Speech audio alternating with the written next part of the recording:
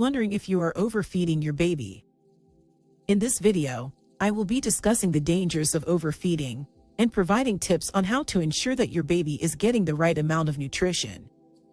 1. What are the potential dangers of overfeeding a baby? Overfeeding a baby can lead to serious, long-term health complications.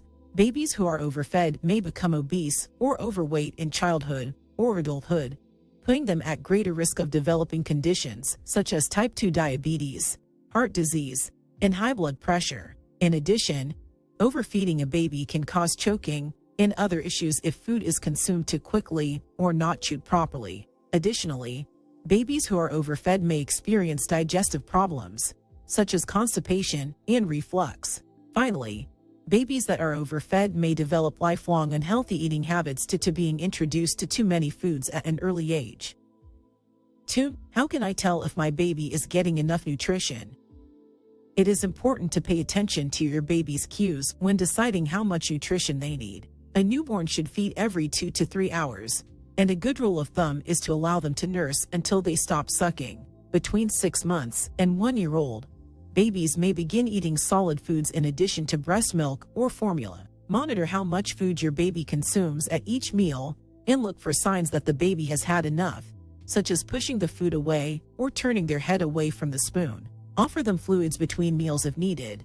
If your baby seems excessively hungry or lethargic after feeding, contact your doctor, as it could be a sign of an underlying medical issue. 3. Is there an ideal feeding schedule for babies? The answer to this question is yes and no.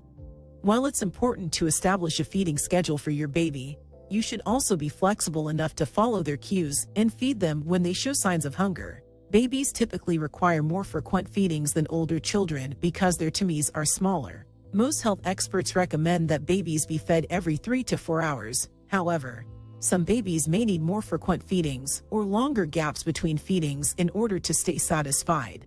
Additionally, it's important to remember that all babies are different and have different needs, so there is no perfect one-size-fits-all schedule for infant feeding.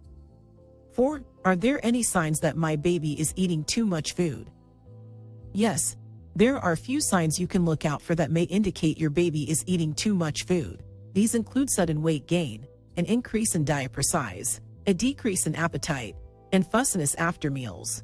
It's also important to monitor how your baby responds after meals. If they become overly full or uncomfortable, then it could be a sign of overfeeding. Additionally, consistently vomiting after each meal should not be considered normal behavior and could be another indication of overfeeding. If any of these symptoms are observed, parents should consult with their infant's doctor to determine the underlying cause and best course of action.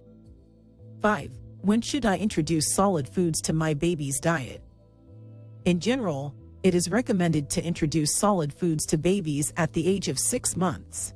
This is when their digestive system can handle the additional food, and they can start to get certain nutrients from solids that may not be found in breast milk or formula. It is important to remember that food should only make up a small proportion of an infant's diet during this stage. Breast milk or formula should still form the majority of what your baby eats for energy and nutrition until 12 months old. Introducing too many solid foods early on can lead to overfeeding and could potentially cause nutritional deficiencies as well as obesity in later life. When introducing solid foods, it's best to stick with simple options such as pureed vegetables and fruits, and gradually increase the variety as your baby grows older. 6. How do I know how much food to give my baby at each meal or snack time?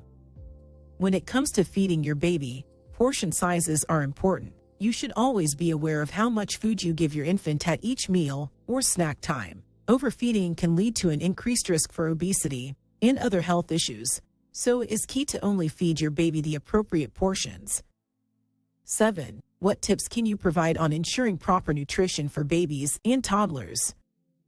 Feeding your baby a balanced diet is essential for growing healthy and strong. Here are some tips to ensure that your baby or toddler receives the right nutrition. 1. Consult with a pediatrician regarding proper serving sizes, meal plans, and nutrient intake for their age and developmental stage. 2. Offer nutritious meals regularly throughout the day. Examples include milk, fruits and vegetables, whole grains, lean proteins, dairy products, and water. 3. Limit snacks in between meals, as they can fill up quickly on sugary foods or drinks that don't provide much nutritional value. 4. Avoid processed or packaged food whenever possible.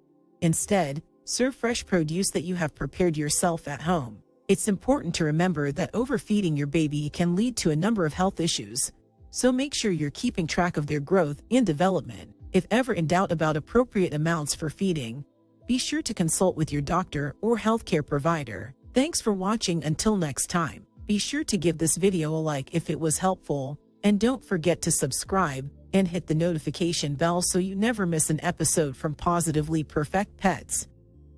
See you soon.